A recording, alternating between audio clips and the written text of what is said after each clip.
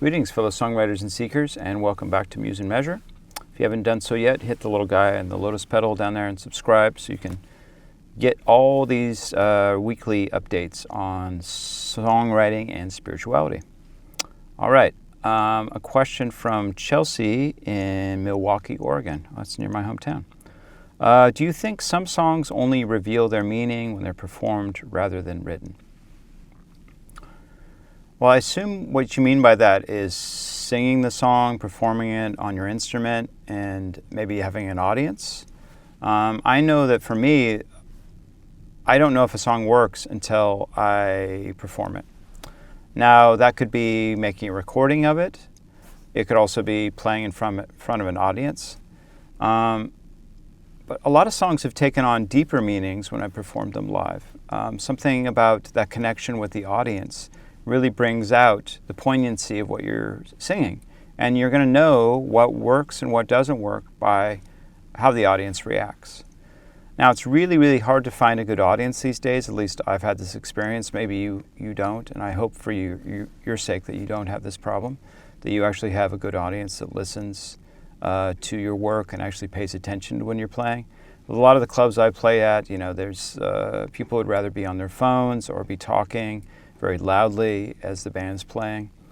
I just really feel like there's a crisis, at least in New York City, with live music, that if you're not at a top band or not in the top 40, the people don't give you the proper respect, and people don't know how to go out and listen to music anymore. Their attention spans are too short. So it's hard to find a good audience. So for me, a recording and presenting the recording to other people is my way of performing. And that really brings out the meaning to me, and it reveals to me what works and what doesn't work.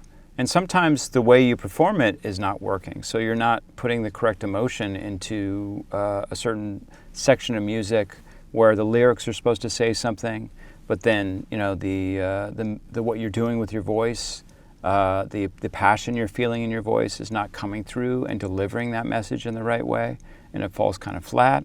Maybe the backing instruments are not doing their job of supporting the melody. There's something distracting, or maybe the chord progression is wrong. So it's in that performance, whether it's through a recording or in front of a live audience, that finally it gets its fruition in its meaning. Because you have the meaning of the music itself, which is just the raw emotions that are delivered through the music just as music. Then you have the lyrics on top of that, which are more of a conceptual, mental interplay of ideas and concepts that are informed and colored by the music that's underneath it. And then you have this communication aspect where it's going to hit someone else's senses and it's going to do something for them. And you get something back from that. Either you get comments back from people, or you're with them when they're listening. Or if it's a live audience, you actually see their emotional reactions, what they're feeling. And sometimes they'll come up to you after a show and they'll talk to you about what they experienced. And you'll often be surprised at what resonated with them. So that's all these different layers. And oftentimes you don't know what the true meaning of a song was, or what was the poignancy of the song, what was the best parts of the song, or what the real message of the song was, until you've had this performance aspect.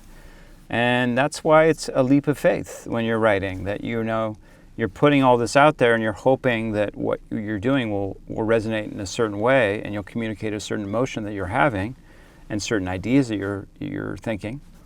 But you don't really know if it hits right, or if someone's going to take it and interpret it a completely different way when they finally hear it.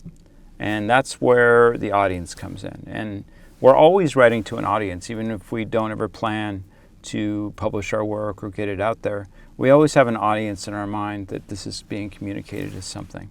It might be one individual person, or it might be a giant audience. But each individual is going to have their own response to it, and that's really where the meaning happens, is this communication. And sometimes that message is not clear and it doesn't come through, and the person doesn't get anything from it, or they get very little. But sometimes they add their own meaning to it and have their own associations, and what you originally intended it hits in a certain way where it far exceeds the meaning that you initially intended, and you create something that's really powerful in a much bigger way than you ever imagined. And that's when it's really, really special. So yeah, I think a song is not finished and it's not reached its full level of meaning until it is performed, either by a final recording that you release to the world or by a live performance. And hopefully you do both, because that's the joy of live music, is you get something. I'm sure you've had this experience, but it's happened to me many, many times where I don't get a song. I just don't like it. It's not doing anything for me in its recorded form. But then when I go see it live, all of a sudden it clicks and I go, wow, I finally get that song. That's what it's meaning. That's the emotional aspect of it that I never picked up on it before. Maybe the production was too thick on the recording, or I was distracted by something else in the recording. And maybe the delivery of the vocals was not as emotional on the recording as it was live. And then all of a sudden I get it and it's like, wow, that song's amazing. And then when I listen back on the recording, I can remember that, and then I superimpose what I got from the live performance onto the recording, and I can experience it again as this wonderful song. I know this happened when I went to go see Donovan live. I never really thought much of Donovan's music. I thought it was just kind of silly, some of his songs, They Call Me Mellow Yellow and stuff like that. But when I went to go see him live, all of a sudden it just clicked. Like, the transmission that happens at a live performance is so powerful sometimes. And I just became a huge fan of his, and I was just like blown away by what he was doing in his songs. And I got it because I got him. And that's important, because these are human beings who are writing these songs. Hopefully they are. I know AI is doing that, but you're not going to go see AI live and then all of a sudden get this connection. It's the human connection that really adds this other level of meaning. And it's somebody pouring their heart out and being vulnerable and showing some aspect of their soul and their spirituality to you.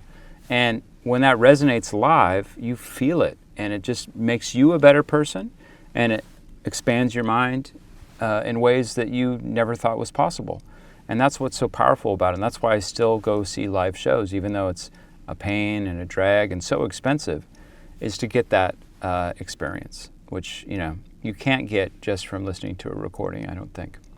What's nice is you can, like I said, you can take that live experience and then you can appreciate the music on a much deeper level when you're listening to the recording, because you got that human connection, that transmission of person to person, which you can't get through a recording medium, or at least not on the same level.